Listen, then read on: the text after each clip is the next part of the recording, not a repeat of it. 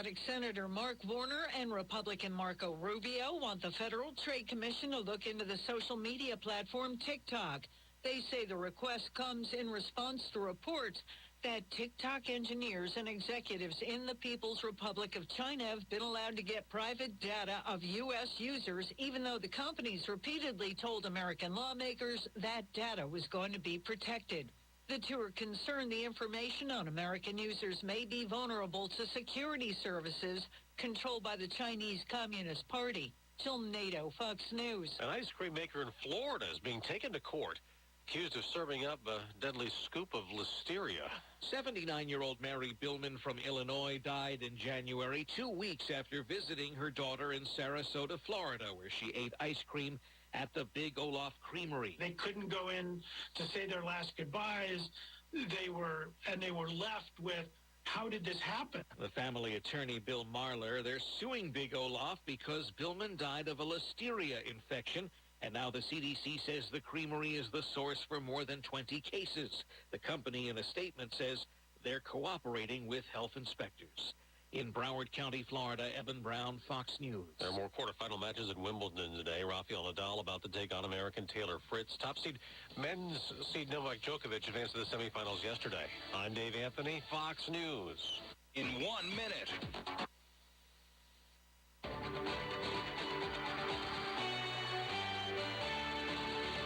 WPTV's First Alert Weather on WSTU is brought to you by Sailfish Roofing, offering excellence, honesty, and integrity in everything they do. Sailfish Roofing, 772-263-ROOF. Community roofing company you can trust. Sailfish Roofing. Now here's WPTV's First Alert meteorologist. Your WPTV First Alert forecast. This afternoon, highs in the upper 80s, heat index values in the triple digits. Scattered afternoon showers and storms popping up, then slowly drifting west throughout the day. So by this evening, most of the shower and storm activity should be around the lake. Tonight, lows in the mid to upper 70s with some spotty showers into the night. Tomorrow through Saturday, rain chances lower with high pressure building. Still could run into some showers. I'm WPTV First Alert meteorologist Katya Hall for WSTU 1450, Martin County's Heritage Station. You are listening to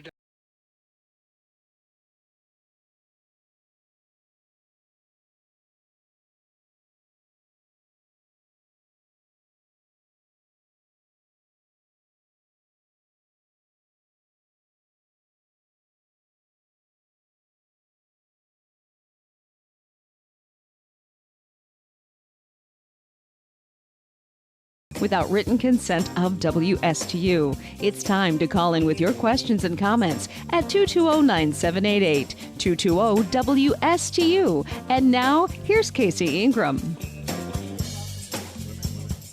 Everybody had a wonderful Independence Day. We're back in the studio, and we continue on with our Meet Your Candidate series. And today we have two candidates in from Indiantown. And it's going to be a really good, informative show. I want everybody to know that all candidates in Indiantown were invited. And Carmine DePaulo. I just said this. Is in here first today, and then we have Susan Gibbs Thomas, and then she'll be in at 10:30. And on July 27th, Angelina Perez will be in the studio. So good chance to meet the Indiantown candidates. But before we get into our interview, I want to thank Fish House Art Center down in Port Salerno. It is the best kept secret in Martin County. You can come by boat, car, stroll the boardwalk, and explore what's best. The best secret has to offer. They have local artists, an Airbnb art gallery, boat charters, marina, and a craft and creamery. Something there for the entire family. Craft beers, wine, and 24 flavors of ice cream. There's some renovations going on there, but don't dismay. The Fish House Art Center is still open. You can check them out and have a lot of fun. Call them up ahead of time, 221-5482, or come by boat and dock at the marina. And you can also check them out online, thefishhouseartcenter.com. Also, Indiantown Marina, it's one of South Florida's best storage facilities. It's located inland on the Okeechobee Waterway, a very, very well-protected hurricane hull. As you know, we are into hurricane season now. Hopefully we don't have one come ashore this year, but in case we do, I cannot stress enough, have your reservation today. Get that reservation, have peace of mind that you will have a place to take your boat and have safe harborage during a hurricane. I can pretty much tell you once a hurricane is named, you'll be out of luck. This town fills up really quick for extra hurricane storage, so give them a call out there today. Indiantown Marina, 772-631-3272. And also, they are a do-it-yourself or full-service boat yard. So if you need any work done, Indiantown Marina is the place to go. Finally, COVID unexpected expenses and illnesses. There are many issues that can cause your successful business to slump deep into the red. We're here to help, and we only get paid if we provide you a workout. Debt restructuring is complicated, and we are the negotiator between you and your creditors. Commercial Mortgage has been in the industry of small balance corporate finance since 2003. Their focus is on challenging corporate foreclosures, debt restructures, equity, and new debt solutions. These issues are often not easy to see or understand when you run a business and are faced with multifaceted debt challenges that include legal action on various fronts. That's where Commercial Mortgage comes in, and he never charges a front fee or deposit. Commercial Mortgage is only paid if they successfully provide you a debt workout. Areas of expertise include hotels, marinas, office buildings, restaurants, apartments, multifamily condos, golf courses, home builders, land development, including new and repurposed developments.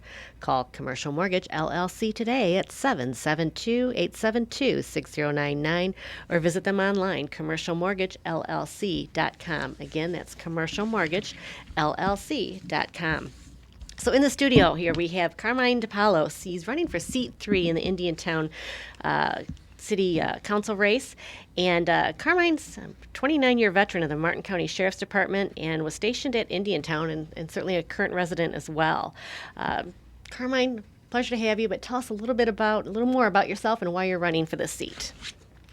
Okay, well, like you said, I'm retired now, but I was a sergeant with the Sheriff's Office I was with the Sheriff's Office for about 29 years, and probably about 27 of them. 26, 27 years I was a sergeant. And I was promoted in Indiantown. And Oh, wonderful. I had the first pick every year to where I wanted to go for my assignment, and I always stayed in Indiantown. So, when I first went out there, they sent me out there on a 90-day rotation, and I said to myself, where am I? How did I get here? What's Indiantown? Where is it? Well, through the years, I fell in love with the town and the people in the town. And it's one of those places where you can walk into a restaurant, and if every table's got people sitting at it, but if there's a seat there, you can jump in that seat, and you probably know the people that are sitting at that table, and you can sit down and have a conversation and a meal. So it makes it a very special place. So it has a special place in my heart. The reason why I'm running is, since they incorporated the village, which I think was an awesome thing to do, it was very good for the community. Yes. Done for the right reasons, and done with a good, solid game plan. And I was sitting in Crackers one morning with the usual morning crowd, and one of the guys there, Bob, says to me, "Oh, we're gonna lower our taxes. We're gonna have surplus of money." I told him, Bob, let me tell you something, my friend. Your taxes are going to go up, and you're not going to have a surplus of money if they don't have the right leadership. Well, since then, the taxes have gone up, and there's no surplus of money. So I see what's going on and where they're spending the money, and they bought a piece of property to build their so-called Taj Mahal on, the Village Hall. Yes, we are definitely going to talk about that. Yeah, and I know the gentleman that sold it to them very well. I've known him for a long time, being out there, and kudos to him. But they overpaid, way overpaid for that lot. Well, let's talk about all this a little bit, Carmine. You're running against incumbent Anthony Dowling, and I'll say, Anthony, you have to file documents that say where your income is coming from, among other things. And I think it's important for voters to realize the only source of income Anthony Dowling documented on his filing papers was courtesy of the taxpayers of Indiantown. Donnelly reports no other income other than what he receives from Indiantown. So I think people just keep that in the back of your mind as you're evaluating your candidates. Also, a lot of the information I have here, I want to point everybody to Indiantown Currents with Barbara Cloudis. It's a good source of constant flow of Indiantown information. Just go ahead and type Indiantown Currents on Facebook and you'll find her page. There'll be a lot of articles and she covers a lot of the issues. Indiantown council members, Indiantown was incorporated in December 2017. The first election was held on March 13, 2018, and each seat is up every 4 years. So this year we're going to have 3 of the 5 seats that are up for election. One of the things that we talk about a lot is annexation. Around 15,000 acres could qualify for annexation if the owners applied and earned a majority vote of the council. Carmine, do you think that the outwardly goal of annexation and rapid growth is the vision the people of Indiantown have, and how does that benefit them if that's so? Well, I think growth is going to come. I mean, you look, and remember, Martin County has always resisted the growth. I mean, I-95 was the last stretch of I-95 was built in Martin County. They resisted it. Right. Okay. Unfortunately, you look to the north and you look to the south, and everything's going west. And just like on the West Coast, everything is going east. Right. Okay.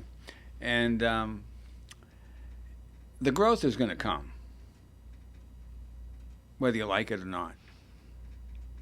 Our jobs, the job of government, is to provide the infrastructure. Can we handle annexing more land? Right now, no, because we don't have the infrastructure to support that. We don't have the water. We don't have the sewer. We don't have the roadways. And then you got to look at, what does government do? I mean, that's what they do. They provide infrastructure. They provide law enforcement, security, fire rescue. Those are major functions of government. So all this costs money. All costs money. That's right. And when you start to squander your dollars on visions that should be, years down the road, now you're taking your eye off the ball. And one thing I want to point out there, too, is the Martin County Property Appraiser just released property value changes. There's a predicted change from October 21, the final taxable values, to 2022 preliminary certification of taxable value. Now, of course, that's where communities get their money to run their governments, is from your taxes. And I just found it interesting to note that right now property values across the state are just on fire. And in Martin County, the county properties had an increase of 11.86%, City of Stewart 15%, Jupiter Island 13%, Sewell's Point 12%, Ocean Breeze an astounding 40%, but yet the Village of Indiantown had a negative 3%. So, I'm not sure why that is, but it's something to take into account as we're talking about taxes. If you didn't have the increase the rest of the county did, somebody's going to have to make up for that difference when the costs need to be paid for. So it's an interesting thing to note that for whatever reason out there in Indiantown, the property values actually are predicted to decrease. As we talk a little bit about that and things that we're going to pay for, Carmine, the Village Hall, it was voted to be built a 21,900 square foot Village Hall at a cost between 15 and 18 million. Susan Gibbs Thomas voted no. The Village Hall is designed to accommodate 45 employees plus 632 square foot of office space allotted for 5 council members and their future legislative assistants. Currently, only the mayor would have a private office, 12 by 14, and the assistant 10 by 10. Neither the City of Okeechobee nor Stewart provide private office space for their elected officials. And to give you an idea, Indiantown population's around 6,600 people, Okeechobee around 5,300 people, and Stewart 17,000 people.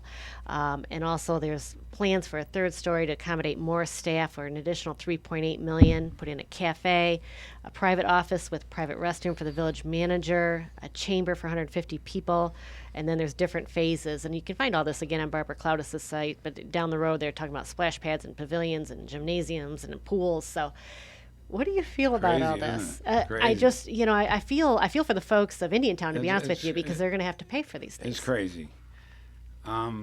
You look at Stewart, has 15,000 or 17,000 people. There's nothing like that here. No.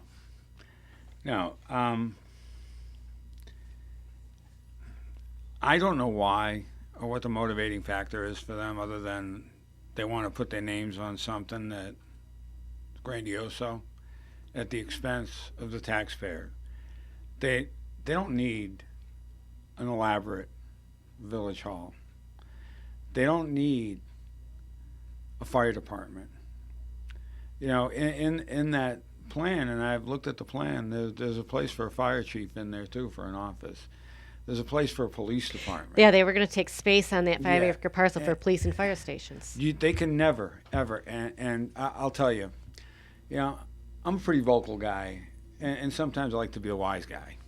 You know, when they used to have their office in our building, in the sheriff's office building, I'd walk into the village manager's office all the time and just talk to him, you know.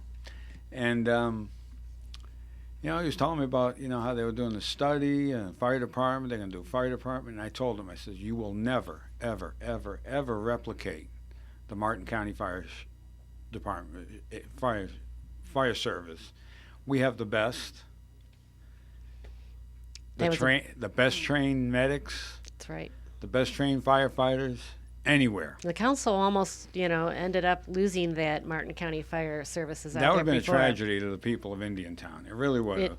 Because the level of service that Martin County provides to Indiantown, and, you know, people don't even see it. You know, you don't see it, and when you see it, they don't realize what they're looking at. But, you know, many a times, and people that are listening, you know, they're from Indiantown, if they're listening to the show, why don't you pay attention when you go down Indiantown Ave and Canner Highway, and there'll be a lot of times you'll see a fire engine or an ambulance sitting there.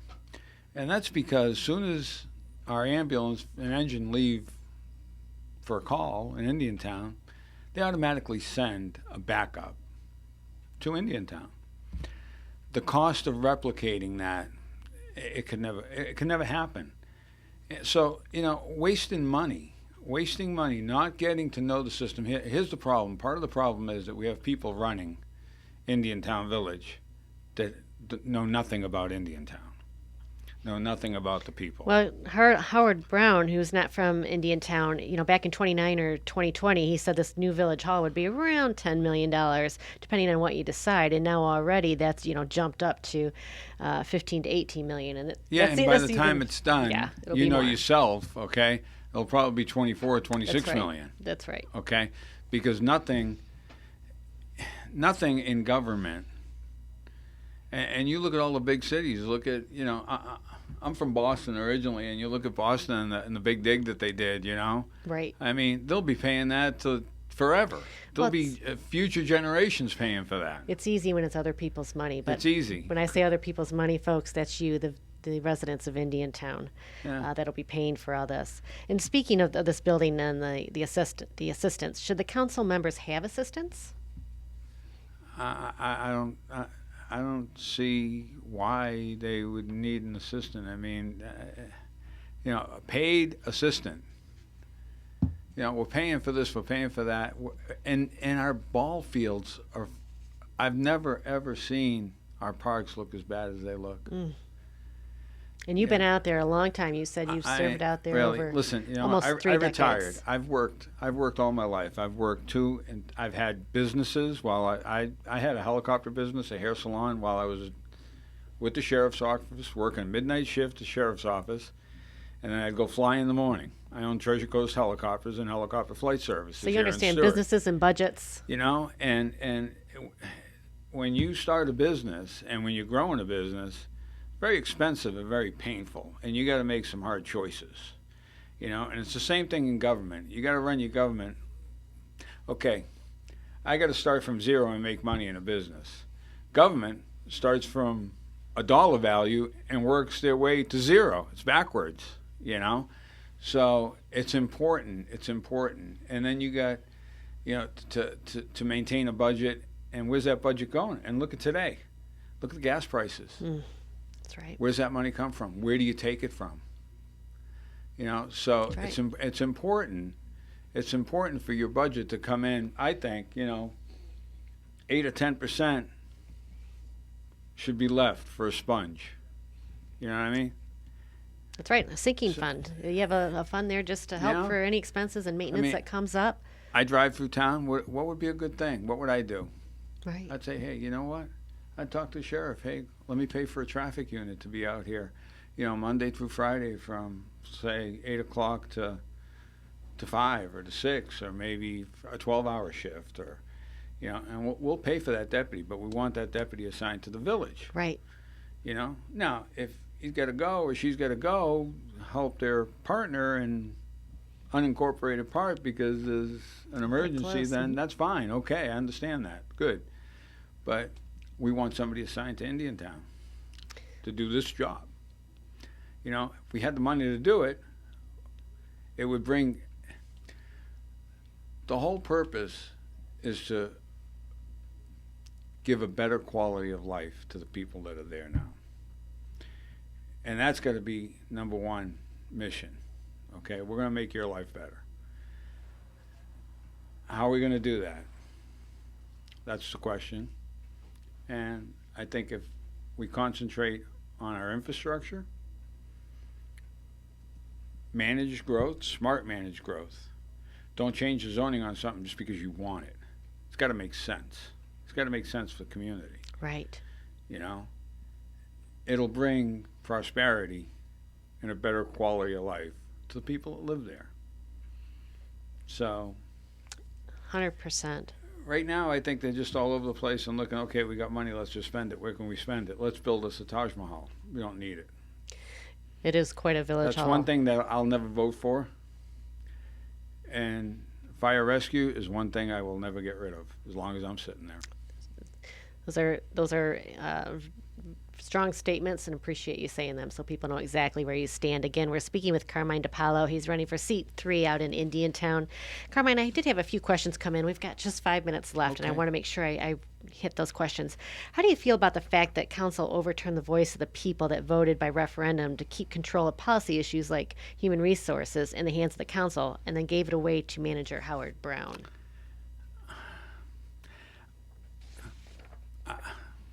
I think the whole situation out there is backwards. Okay, I think Howard Brown controls most of the majority of that council. I think they will do what Howard Brown wants. And I think that it's really sad when you have you're voted in and you're deferring your authority and your power to somebody else. I will never do that. Just my nature. I mean, I've been a cop for 30 years. I don't relinquish my power. Should things be changed to allow for a renewal vote on the village manager every 2 years? Excuse me? Should there be something instituted that would allow for a renewal vote on the village manager every 2 years? So every 2 years deciding. Well, I think the village manager's job is to do what the council asks him to do. I think it's up to the council to do what the people ask them to do.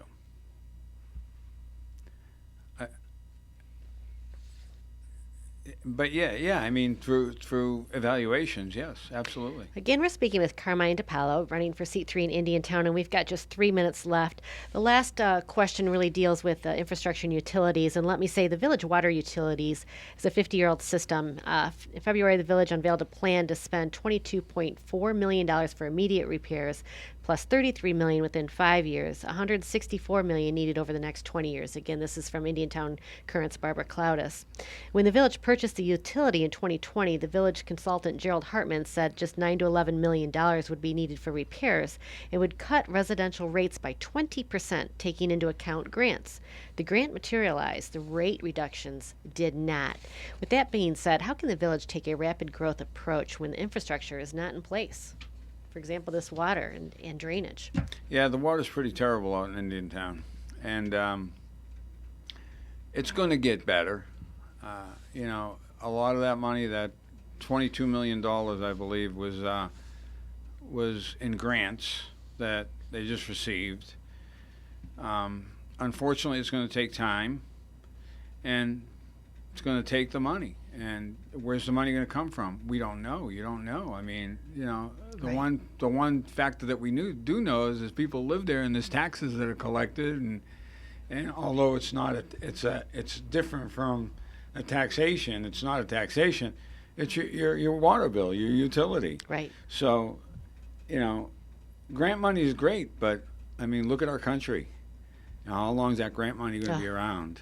You know, so it's very important to be very educated and very cautious on which way we're going and how we're but water and sewer are a must. Those should be the priorities. Ahead of expanding the annexation and. Yeah, because I mean, what good is the annexation if you can't bring? I mean, okay, I'm going to let you build a house, but I can't give you water or sewer. What good is that? You're absolutely What good right. is it? Carmine DiPaolo, seat 3 in Indiantown. He's running against the incumbent, Anthony Dowling. Carmine, if people want to reach out to you and talk with you about their concerns, how can they find you? They can find me at my phone number. My signs are all over the place, and I do believe some of my signs have my phone number on it, but number they can reach me at is at 857 area code 207-1695. Again, 857-207-1695. You can call me. That's my cell phone number, and I'll be happy to speak with you. Well, thank you so much, Carmine. We appreciated having you in the studio and getting to know you a little bit better today, and I wish you all the best on your run for Indiantown City Council and our Village Council. Maybe we'll do it again after I get sworn I in. hope so. You're always welcome. You're always welcome. Good luck, Carmine. Thank you.